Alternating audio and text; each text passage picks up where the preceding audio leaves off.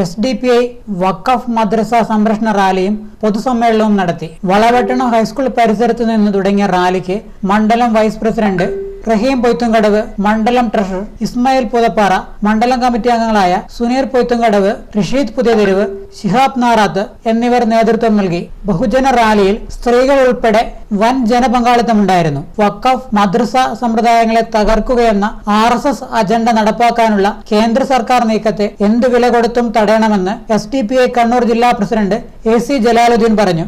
SDPI Azhikode മണ്ഡലം വഖഫ് മദ്രസ സംരക്ഷണ സമിതി വളപട്ടണത്ത് സംഘടിപ്പിച്ച വഖഫ് മദ്രസ സംരക്ഷണ റാലിയും പൊതുസമ്മേളനം ഉദ്ഘാടനം ചെയ്യുകയായിരുന്നു അദ്ദേഹം. വഖഫിനെ പറ്റി പഠനം നടത്തിയ രാജ്യം സംസ്ഥാനം അംഗീകരിച്ച കമ്മീഷനുകളുടെ റിപ്പോർട്ടാണ്.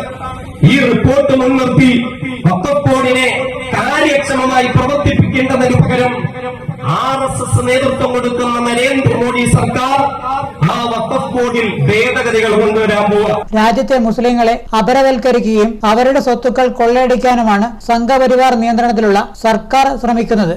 വലിയൊരു വിഭാഗം ജനതയെ പൗരത്വവും അസ്തിത്വവും ഇല്ലാതാക്കി രണ്ടാം കിട പൗരന്മാരാക്കാമെന്ന വ്യാമോഹത്തെ എന്തു വില കൊടുത്തും തടയുമെന്നും അതിന് SDPI നേതൃത്വം നൽകുമെന്നും അദ്ദേഹം പറഞ്ഞു. വളപട്ടണം ടാക്സി സ്റ്റാൻഡിൽ നടന്ന പൊതുസമ്മേളനത്തിൽ SDPI അഴീക്കോട് മണ്ഡലം വഖഫ് മദ്രസ സംരക്ഷണ സമിതി ചെയർമാൻ റഷീദ് ഹാജി അധ്യക്ഷത വഹിച്ചു. കൺവീനർ അബ്ദുള്ള നാറാത്ത് സ്വാഗതം പറഞ്ഞു. പ്രമുഖ പണ്ഡിതരും പ്രഭാഷകരുമായ ഹാലിഫ് അഫ്സൽ ഖാസിമി കൊല്ലം, മുഹമ്മദ് അൻസാരി അൽ ഖാസിമി, മുസ്തഫ നാറാത്ത്, അസീസ് മാസ്റ്റർ മാങ്കടവ്, ഷുക്കൂർ മാങ്കടവ്, അഷ്കർ മൗലവി പൂതപ്പാറ, അബ്ദുള്ള, KC സലീം വളപട്ടണം, ഷാഫി C, സിദ്ദിഖുൽ അക്ബർ തുടങ്ങി വിവിധ മത സാമൂഹ്യ രാഷ്ട്രീയ നേതാക്കൾ സംസാരിച്ചു. ഖാലിദ് പുതിയതെരുവ് നന്ദി പറഞ്ഞു.